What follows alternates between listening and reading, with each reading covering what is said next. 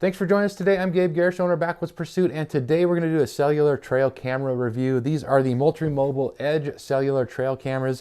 We're going to go over how these things operate and function. I had them out in the field all fall here in the mountains, and I wanted to bring to you how they perform for me out in the field in a real life situation, just doing their work while they're sitting out there in the mountains. So I wanted to bring that to you, as well as how they function, some of the pros and cons that I found after using them here. We really appreciate it if you hit that subscribe button and follow us on Facebook and Instagram, and check out our website, backwoodspursuit.com. There's a link to that down in the description, as well as a link to these Moultrie Mobile Edge Cellular trail cameras. So if you want to check them out, there'll be some links there for that as well. Let's dive into this review.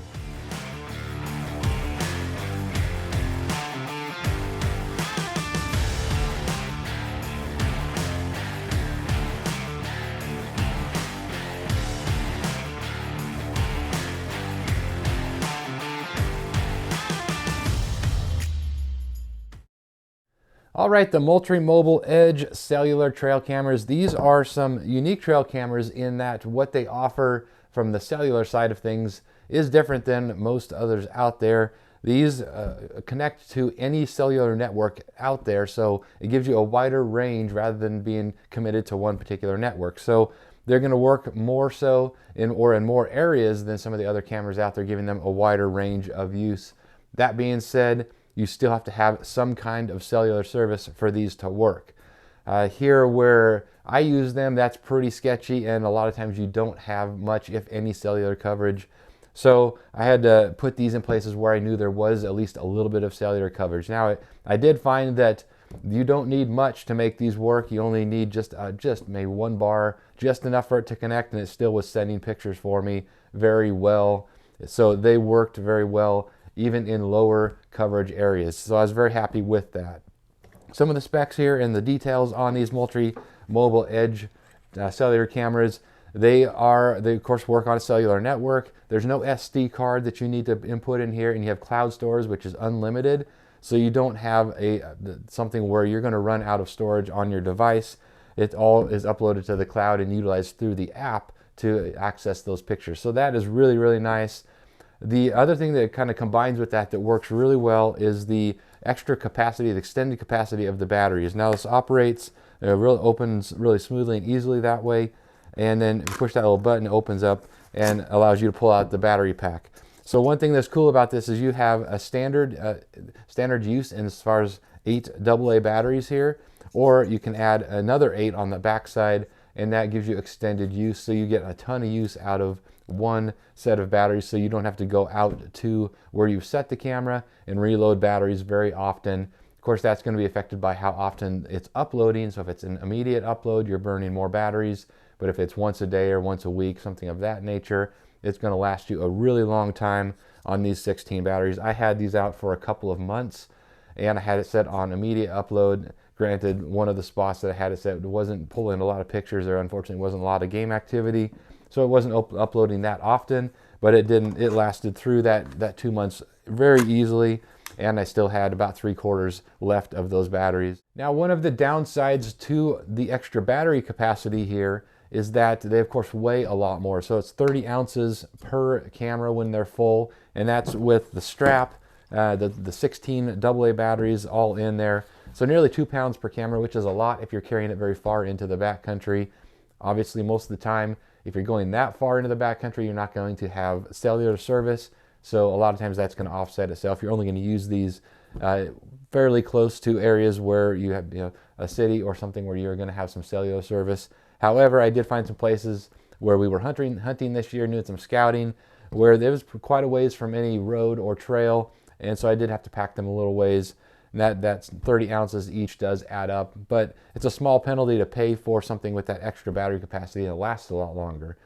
The other downside to that, if you compare these to a standard non-cellular trail camera, this is a Stealth Cam, one I've had for a long time. It's a lot smaller, and it's not nearly as thick either, and it's a whole lot lighter.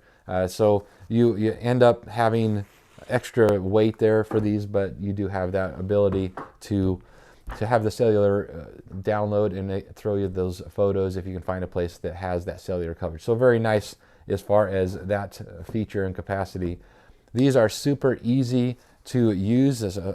Open that up just like that. Now, I didn't have any trouble with animals messing with this, fortunately, but if you get something, a deer or an elk, messing with this, it could pop that open. I didn't have that problem, but you certainly could, so be careful with how you set these. But the way that these are set up, the functions and operations is super easy. The easiest trail camera to set up that I've ever messed with. Basically, you just turn this thing on, then it tells you what it's doing with the connecting. It tells you when it's connected, and that's really it. Everything else is controlled through the app, and it feeds the information and it sets the settings as far as what kind of pictures or videos you're taking, the immediate download, or how often you're going to send the pictures. So really, really easy, and it connects quickly to the network. Of course, I did have some issues where there was not much cell coverage, and it took much longer to find that connection, but it did. Now, these take 33 megapixel pictures, and they also take a 720p video, or a combination of that. So the pictures are very good quality. You can see here some nice crisp pictures. They do a good job. And then also with the video, I wish it was better than 720p. I wish it was a 4K type video, but you do get not only video, but you get some sound. You can hear in this video where you can hear this elk and this bull walking. So it is very cool. If you put this, say, on a wallow or something where there's going to be some bugling, you're going to get some video and some audio with that video, which is awesome. So you do have a mic that's built into this also. Now, when you select a video and a photo, it'll take a video, and then that first frame in that video shows up as your photo, so you can use that as a photo, or you can download the whole video for watching that way.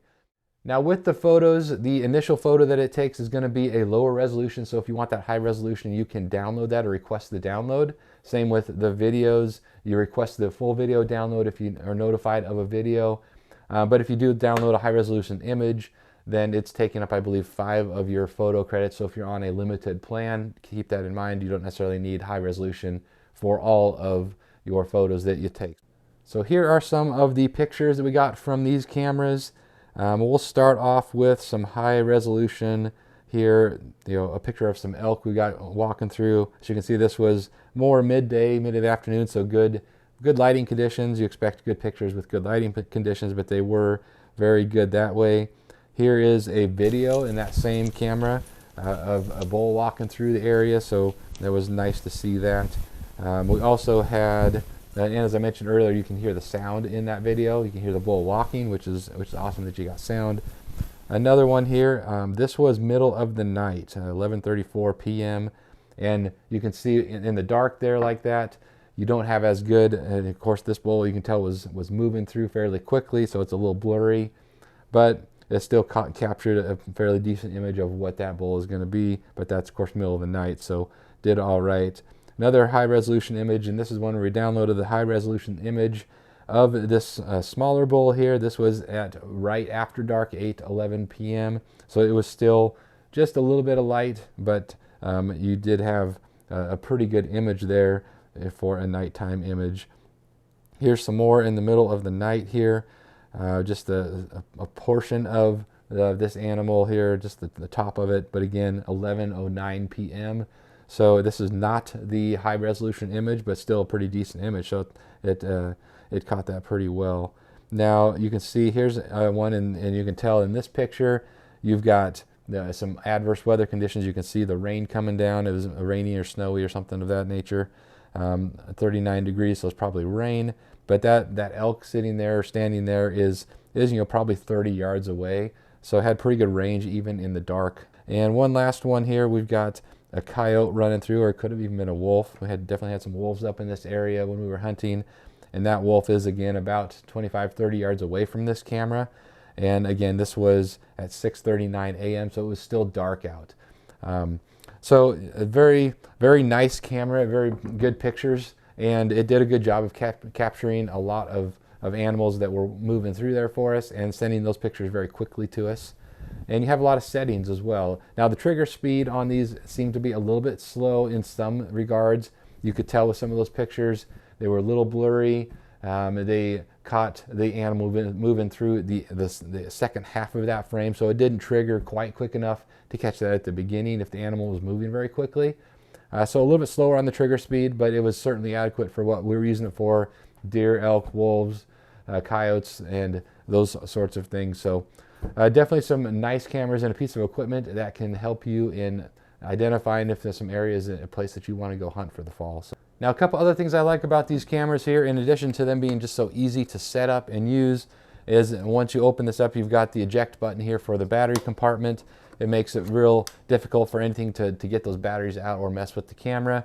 So that part is very nice. And then on the bottom here, you've got a place for a threaded stud, and then also on the back here. So if you're going to mount this on something where you're going to utilize that, you've got the ability to do that on the back or through the bottom. Either way works. And then you also can pair this with a solar charger. There's an adapter here on the bottom. You can plug it into solar power, and that way you don't have the limitations of the battery. So a couple of things I really like about these cameras. So let's jump onto the app here or the website. You can do it through either way and see what some of the options are here as far as setting this up. This is, of course, once you've got this set up, you'll pop open that front cover and then put the device into their, put the serial number in there and it syncs up. So we're going to go ahead and select the knob here, and this is one of the cameras I had set out. We're going to go to these settings here, and then we're going to see what some of these settings are. You can, of course, name it, upload frequency here, every 24, 12, 6, or 3 hours. And I had it set to immediate just because I wanted to see what kind of battery drain that was going to put on this. And that's, of course, largely going to be dependent on how much activity you have on a particular area. I had, as far as this goes, 3 burst triggers. So if it triggered some motion or sent some motion, it was taking 3 successive pictures. So that way, if you have one that's not a good picture or whatnot, ends up being a strange or odd location for the animal or whatnot as it's moving through, you're going to have a better chance of catching a really good picture. So that's the way I had that set up, but you can also set it in 1 or a 3 trigger mode. Photo resolution, I had it set to 33 megapixels because I wanted the most resolution I could get, but you can also set that for a high resolution, and that's the 4 megapixel that I mentioned earlier. Sensitivity for the motion, you can go low, medium, or high. I had it set on high, so I did get some motion, say a wind blowing a branch or that sort of thing, but I would rather have that than miss some animals coming through. And as we'll see here in a second, I even caught some real small animals at a pretty good distance away. Now, the photo detection delay, you can set that delay to 0, 10 seconds, all the way up to 30 minutes. So you're going to delay how much it takes a secondary photo off of that. But again, I wanted as many pictures as I could get here. And then the video duration, you can set that, or the delay here. So if it takes a video, it's not going to take another one for another 30 seconds. That way you're not getting a video of the same thing over and over. But you can set that to whatever you want, 30 seconds up to 30 minutes. And I had it set to the minimum 30 seconds, so I was getting more than not, but that's the kind of the way that I wanted that. And then you can, of course, set this in Fahrenheit or Celsius depending on what you want. So once you've got all that set up, you hit save settings, and you're going to be good that way as far as all your settings. Another cool thing, you've got activity here, so it's going to track the activity that happened for a particular time. So we're going to edit the filter here and put let's say September, and we're going to see what happened all in September here for this camera, and it'll kind of graph out for us when, and save the settings there, when animals were moving and at what times and the temperatures, that sort of thing, so the moon phase even. So you can see there was more activity with less moon on this camera. So the more, we actually had quite a bit of activity on a full moon as well, but that was during the night. So it's kind of interesting. You can go through those details and see when you got the most activity on a particular camera, and maybe help you with when you might want to go hunt that area. Now, another cool feature to these cameras is these smart tags. So if we go ahead and go into, say, this picture of this nice bull that walked through in the middle of the night, we can click on the tags here and then tag this as in this case, it's a bull elk. So we're going to mark that and save it. And then the cameras and the sensors are going to remember that image, and they're going to tag those with, if it's a bull or a buck or a cow or whatnot. And it's updated that, so now it's tagged that. And so it's it kind of will learn the animals that are coming through and tag them appropriately. So it worked pretty well for me. And here's one that we've got as a cow, elk, and then I'm going to go ahead and tag this as a cow, and it'll save that, and so then it's going to start to recognize those. So another cool feature that is offered with these cameras that is easily set up, and then you can add your custom tags if you're, say, looking for coyotes or deer or whatever it is that you've got on your camera. We had some golden eagles come on these cameras, and so you could tag it as that and just make up whatever it is that's visiting. So if you want to tag that, so pretty cool feature that way. And then when you get the notification, it'll let you know that something showed up on your camera and what that was. Check these out. These are the Moultrie Mobile Edge trail cameras. A lot of good things about them. Some things that aren't the best about them, trigger speed not being the best, and they are kind of heavy, but they do pick up a cellular signal very well and are used, or can be used, in more areas than some of the others out there. So those are Moultrie Mobile cellular cameras. Check them out. Links in the description for if you want to check them out. Drop any questions or comments. Happy to help you out if we can. Thanks for watching. We will see you next time.